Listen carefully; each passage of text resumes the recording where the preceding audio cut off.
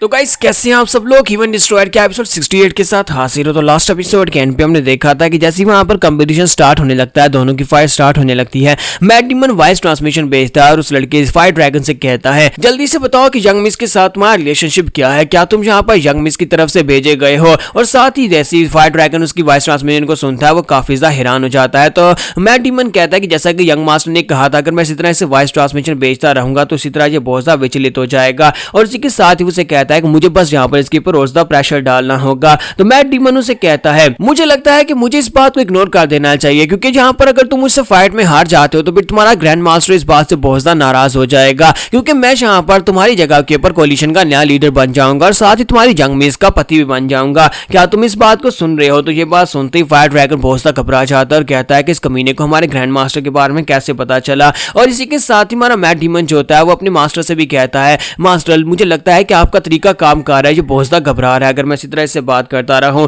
तो मासू से कहता है कि हाँ तुम बिल्कुल ठीक कह रहे हो, बिल्कुल इसी तरह यहाँ पर इसके साथ बात करते रहो, फाइटिंग के दौरान इसी तरह से इससे यहाँ पर बात करते रहना, ग्रैंड मास्टर और इनके सेक्टर के बारे में इंफॉर्मेशन निकलवाने की कोशिश करो, फिर हमें ज्यादा इंफॉर्मेशन मिल पाएगी। इस तरह प्रेशर डालते रहना। और यहाँ पर दिखाते हैं कि ऊपर बैठी हुई यंग मिस भी सोच रही होती है क्या है यहाँ पर चल क्या रहा है, जबकि यंग मिस ऊपर बैठी सोच रही होती है कि ये फायर ड्रैगन को अचानक से क्या हो गया, इसके चेहरे के एक्सप्रेशंस पूरी तरह से बदल क्यों गए हैं, ऐसे लगता है जैसे कि उसके ऊपर कोई प्रेशर पड़ रहा है। फायर ड्रैगन वहां पर सोच रहा था कि ये लड़का है कौन, डेंटाई जुईगांग है कौन, जो कि यहाँ पर मेरे सामने आकर मेरे ग्रैंड मास्टर की बात कर रहा है, जो तो मेरे मास्टर को भी जानता है, लेकिन इसे यहाँ पर सबके बारे में कितना कुछ पता है। या फिर अगर ये कहूं कि जेड फेस डिवाइन ड्रैगन के ग्रुप के लोगों को इस सब के बारे में कितना पता है, लगता है कि इन्हें हमारे सीक्रेट के बारे में पता चल चुका है कि हम लोग इस वक्त यहाँ पर इस साउदर्न प्लेट कोलिशन में जो कुछ भी हो रहा है सबके जिम्मेदार हम लोग हैं। अगर इन लोगों को यहाँ पर इस बारे में पता है तो फिर मुझे इस लड़के को यहीं पर मारना होगा और बाद में जेड फेस डिवाइन ड्रैगन को भी खत्म करना होगा। इस कंपटीशन के रास्ते से यहाँ पर इसको एक्सीडेंटली मार डालता हूं और फिर यहाँ पर जेड फेस डिवाइन ड्रैगन को भी मरना पड़ेगा,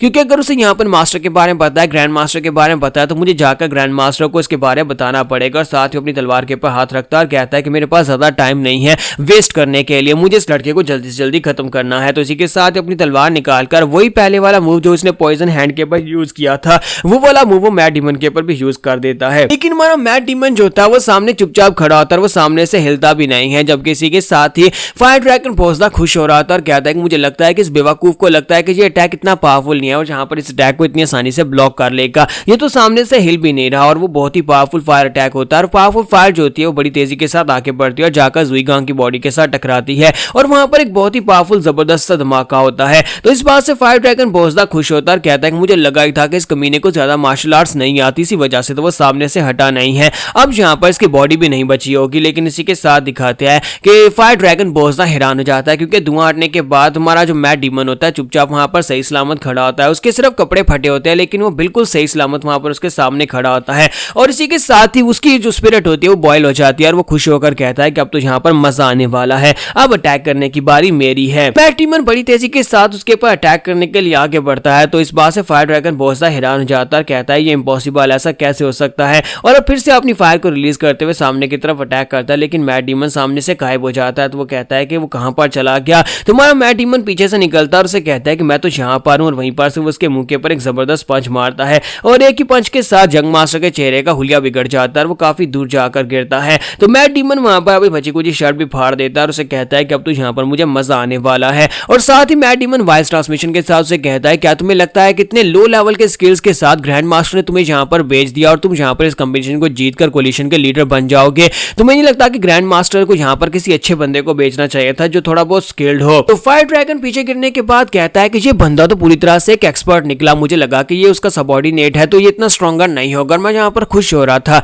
लेकिन अब जबकि ये एक एक्सपर्ट निकला है तो फिर मुझे अपनी हिडन आर्ट को यूज करना ही पड़ेगा। मास्टर प्लीज मुझे माफ करना, पर मुझे उस आर्ट को यूज करना पड़ेगा। और फिलहाल के लिए मुझे यहाँ पर इस बात की प्रॉब्लम ये कि अगर किसी ने उस आर्ट को पहचान लिया तो हमारे क्लैन के बारे में जान जाएगा कि हम लोग कौन से क्लैन के सीक्रेट लोग यहाँ पर आकर ये सब कुछ कर रहे हैं। लेकिन फिर साथ ही वो कहता है कि आज से हजारों साल पहले इस आर्ट को यूज किया गया था और मुझे नहीं लगता कि म्यूरम वर्ल्ड में कोई भी इस टेक्निक को पहचानता होगा। और जैसे वो उस टेक्निक को यूज करने लगता है, ह्यूमन डीमन कहता है कि कमीने कहीं कि ये लोग तो उस टेक्निक को यूज कर रहे हैं, मुझे नहीं लगा था कि ये स्वर्ड टेक्निक अभी तक यहाँ पर है, यानी कि इनके डिसेंडेंट्स अभी तक जिंदा हैं। तो माजू से कहता है कि तुम किसकी बात कर रहे हो। तो वो कहता है कि वहां पर उस लड़की की तरफ देखो, उसकी तलवार के अंदर से ब्लैक कलर की स्पिरिट निकल रही है, यानी ब्लैक कलर का धुआं निकल रहा है, ये एक बहुत ही स्पेशल टेक्निक है। तो माजू कहता है क्या तुम इस टेक्निक को जानते हो, ये क्या ये बहुत ही स्पेशल टेक्निक है, कितनी स्पेशल टेक्निक है। तो वो उसे कहता है कि जब मैं जिंदा उस वक्त मेरी फाइट एक मास्टर के साथ हुई थी जिसने स्पेशल टेक्निक को रिलीज किया था और उसकी ये टेक्निक जो थी काफी ज्यादा पावरफुल थी और मैंने यहाँ पर उसका सामना किया था कि उनके सेक्टर की कोई स्पेशल किस्म की टेक्निक थी। तो माजू से कहता है क्या वाकई में यहाँ पर उनका कोई सेक्टर था, यानी कि तुम्हें यहाँ पर उनके सेक्टर के बारे में पता है तो फिर बताओ कि उनके सेक्टर का नाम क्या है।